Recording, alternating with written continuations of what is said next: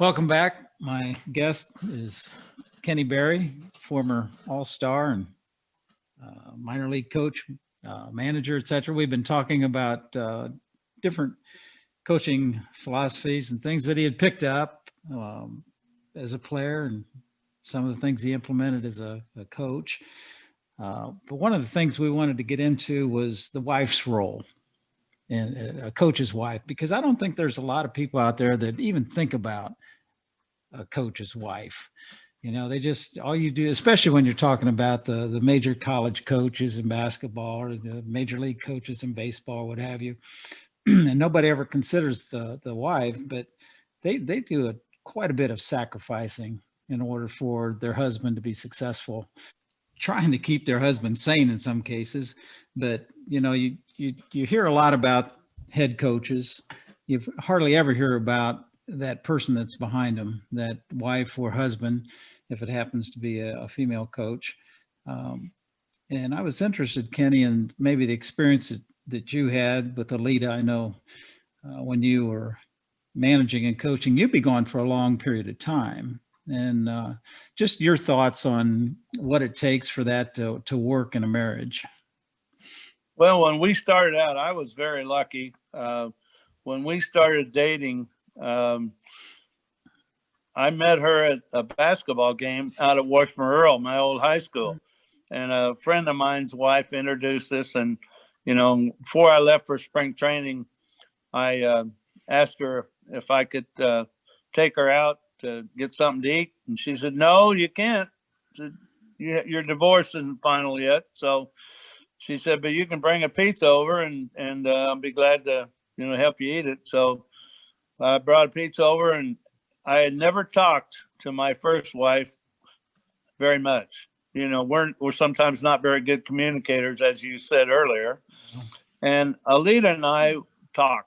I mean, she can talk with the best of them, and it's good quality conversation. Mm-hmm. So I'm off in spring training, and one night I called, and I was searching, and I'd gone through a little bit of drinking problem, and I'd gone through I've been released twice, going through a divorce. So I had, a few things going on.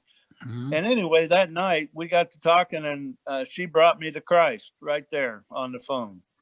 So Wow. it was interesting. A year later, we got married, and she said, "Hey, when you go back into baseball," this is 5 years later, because I did a little real estate. I tried to sell this and I tried to sell that, like Mm-hmm. typical ball players, athletes do. They get into insurance or Yep. selling cars or whatever. Yep. And I tried that, and then deep down, I really, really wanted to be in baseball. Mm-hmm. And so I told her I wanted to. So I tried to get a job. So I sent out my resume to maybe 8 or 10 people, 8 or 10 teams. And turns out that nobody was interested. I had a good friend of mine that I played with, Jerry McNertney, and I talked with him, and so he talked with his boss with the Yankees, and the Yankees ended up hiring me, and that was the only team I didn't want to be with.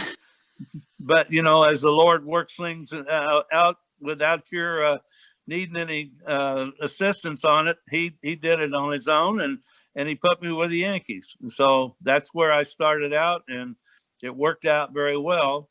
But she said, "Well, what are we going to do if I don't like baseball?" And I said, "Well, we had a little girl at the time. She would have been 3, 2.5, 3. And I said, "Well, I'll quit. I'll get out if you don't like it." Well, the nice part about it was she loves to travel, and the kids, we changed schools with the kids. Sometimes Boomer, when he was 7, Allie would have been 10, and they would go to different school from Topeka. They'd go to Florida to school, and then they'd go to Colonial Heights, Virginia, where we lived, and they went to school again. And everybody thought, well, that's going to be really difficult on them. Well, we take them in. Allie would take Allie in and introduce her to the principal, and she'd take us down and introduce Allie to the teacher, and the teacher would introduce her to the class, and we'd stand there and talk for a little bit, and then the teacher would say, well, we'll see you tomorrow. And she says, well, I can't stay now. So she was ready to stay with her new class. Yeah. And then Boomer comes in at 7 years old. And I already had a guy who was with Sarasota with, there was a guy named Sam. I can't remember Sam's last name, but he was a sports shoe salesman. And Sam Mahata or Mahias. And he said, can your kid play ball? And I said, oh yeah, he's a pretty good little player. He said, I got a little league team. You want to bring him on down when he comes down and bring him over. Well, Boomer became the shortstop right away. and then when that was over, about 3 weeks later, it was over. And then we're in spring training. He said, can he play basketball? Well, he was a point guard on our team here in Topeka. And I said, yeah, he's pretty decent. He said, well, we got over at the Jewish Community Center. He says, I got a basketball team too. Well, Boomer became the point guard. So they had a blast. Allie, they got to go to the beach. They go to our trip consisted of leave Topeka, stop at one place on the way, end up in Florida, and go to Disney World the next day, Worlds of Fun the next day, and there was another place, and we hit all three of them every year, so they loved it. Oh, and then great. they got to go to the beach, and it was neat. They loved traveling, and the only part about it, I mean, we didn't make very much money, and I bought a Ford from one of my neighbors before I left, and I said, how is it? He says, oh, I change oil every 3,000 miles, no problem. He said, I got no problem with this car. I bought the car, and we got down there. It blew a water pump, and the block broke. so the old trick. The problem was when the water pump went out. Alita was driving down in between Charleston, South Carolina, and Greensboro, and she had the coach's, the manager's wife with her. So they're out on the road with the kids by themselves in the middle of the night, and we're trying to win a ball game. So it's been great. She loved it, and I don't think she would have traded it for anything. Oh, that's terrific. That is terrific. Did you ever get fired? Yeah, I did. And it's an interesting situation. Once I didn't get fired, but I could have if I'd really raised a stink. I'm managing in a rookie ball in Kingsport, Tennessee, and my boss had been in scouting for years, never been in the development part of things. So he's from the start of the year, he's talking about this big, strong kid named Stratton from California that can hit the ball 500 feet. And so, I'm saying, okay, that's great. And then I had a kid from Washburn Rural. I had our scout with the Mets come in and look at him, Brandon Copeland. And he was about 6'2" and could run, could throw, could hit with power. He's what we call a 5-tool player. So we signed him. Then there's a kid out of Kansas City that I loved him because he was one of those guys that, you say you need somebody to steal third base with nobody out or one out to get that winning run over there. This is a player that could get the job done. And he hit 300 the year before. I was a hitting instructor that year. And so the next year I go back, I'm the manager. So they wanted to release him. And I'm going, I don't release this guy. This guy's a player. He can play 5 positions, and he hits, and he's got a great base runner. He can steal bases, blah, blah, blah. So anyway, he went with me. So now we're playing, and our team is playing great. It was one of as far as the camaraderie and the togetherness, it was one of the best teams I've ever been associated with. And Stratton is hitting fourth, and Mo Bruce was the guy's name from Kansas City. Mo Bruce, I gave him the steal sign with he's on second base. Stratton's up, 1 out. He steals third base. Stratton now, instead of having to get a base hit to score him, now all he's got to do is just hit the ball and score him, and Bruce will score. So now 5 days, we win 4 out of 5. My boss comes in, closes the door, sits down, and usually they will take you out to lunch and talk about your team and each guy, and what about this guy? How's his makeup? Do you think he'll ever do this? Because we had to project every player that we saw. We had to project in 4 years, where are they going to be? They're going to be in the big leagues, AA, AAA. They're going to be released, whatever. So he comes in, he sits down, closes the door, and he says, I don't like the way you manage. Yeah, that's what I did. I kind of went back, and I'm going, we just won 4 out of 5. I think my team is really close-knit. The chemistry's great. We're playing great. I don't have great athletes. I've got a couple guys that should go to the big leagues. And he says, this is it, Joe. Now, you see how you would take this if your AD came to you and said, I don't like the way you manage. You're too unpredictable. Yeah, that's what I did. I just grinned. Oh, I mean, boy. I didn't grin wide. I'm going, you don't know what you're talking about. Yeah. If you say I'm too unpredictable, it's exactly what I want to be. Yeah. And I said, do you mean, I started to get a little bit under, it's under my skin. I'm going, so do you want me to, instead of giving the bunt sign or the hit and run sign or the steal sign, do you want me just to yell at the other manager, we're going to steal on this pitch. We're bunting. You can play your guys in. I mean, that's predictability for me. So anyway, I didn't get fired, but the next year I asked to go back and manage again because I enjoyed it. And my boss then, who was a different guy, the other guy was gone. He said, I can't give you a managing job because Jack turned in a bad report on your managing. Oh, geez. Now, to top it off, I've got Copeland and Bruce, the 2 guys I talked about. They're both hitting 330. And guess where they went? To the next manager up, which is at the same level I'm at, to help him win the pennant, who the guy that was my boss was very good friends with the manager of that team. And Mo Bruce scored the winning run because he struck out on a ball in the dirt and ran to first base and beat the throw, and the guy from third scored, and that won the game for him. So anyway, I did get fired. I got fired, from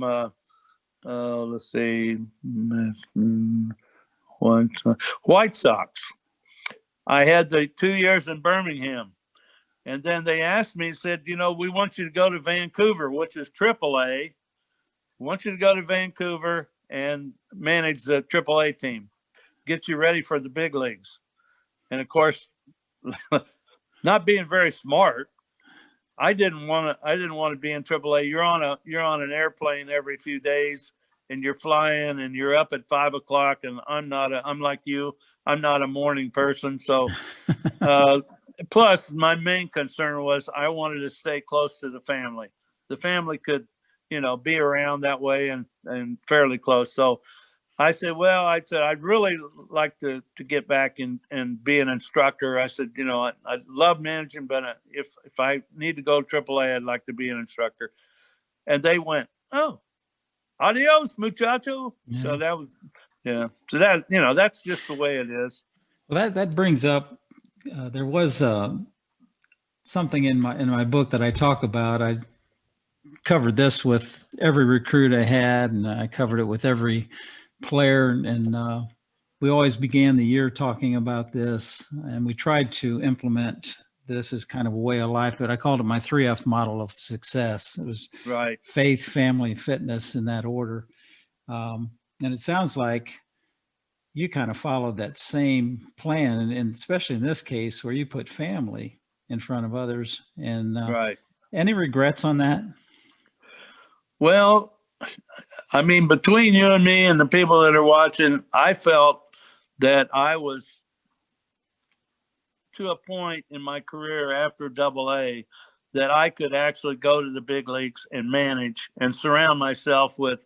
I had a great pitching coach, Rick Peterson, who every pitcher on my team got better. Now, they maybe all didn't show tremendous strides, but it's like when you got 10 basketball players and you got guys coming in new and guys that have been there, but still you see improvement and they get a little bit better and a little better. Well, that's what happened with our team. We won the championship the first year. We got in the playoffs the second year. So, I was seeing improvement, but it was coming, a lot of it, from Rick Peterson's ability to deal with the pitchers. Mm-hmm. He had a master's degree in psychology. No. So that didn't hurt me to have him. And then I had Ron Jackson, who was the hitting instructor for the Boston Red Sox for several years. He was my hitting guy. And I had Tommy Thompson at first base, who was an old catcher. And he and I had a little relationship where he looked over at me, and if I gave him a little, sign of just a little subtle deal, he knew what I meant, and he would implement it. Like one time, I don't know why I even did this, but I had a man on third, had 2 outs, and my guy had a 3-1 count on him. So I looked over at Tommy, and I just put my fingers close to my chest, and I went like 4 balls. I mouthed it out, said 4 balls. He walks, keep him running, run. He said, run. He said, run. I could see him, his mouth. I said, yeah. I said, tell him, walk up the line, tell him to run. We never worked on this play. Guy walks, he's running to first base. Tommy comes up and just told him, keep going, go to second base. He kept going. The pitcher turned, threw the ball in center field, and we got a run. So it was a play. I guarantee you, in the big leagues, it would work if you had never done it before and you'd practice it. But if you did it in the game, you get the right kind of pitcher, that gets out there, the big old lanky, gawky guys that aren't used to turning and firing the ball like that. And then if you've worked on it, you tell your runner, you run and draw a throw. You tell the guy at third, you start walking down the line when you see the guy around first base and start moving toward home. And if the guy spins away from you and shows you his back, take off. Yep. And then even if they catch it at second, you're not going to get them at home. So anyway, that's what happened. That's great. Hey, we're going to take another short break, Ken. When we come back, I want to do 2 things. One, I want to give you an opportunity to talk about a thing or two about the book that I wrote and maybe some of the things that kind of stood out to you. And then the other thing I want to talk about is you're an author yourself. And I know you've written some children's books and you wrote a novel recently that I read that I thought was just terrific. I just really, really enjoyed it. So I want to get into those topics when we come back. Okay. All right. Let's take a short break.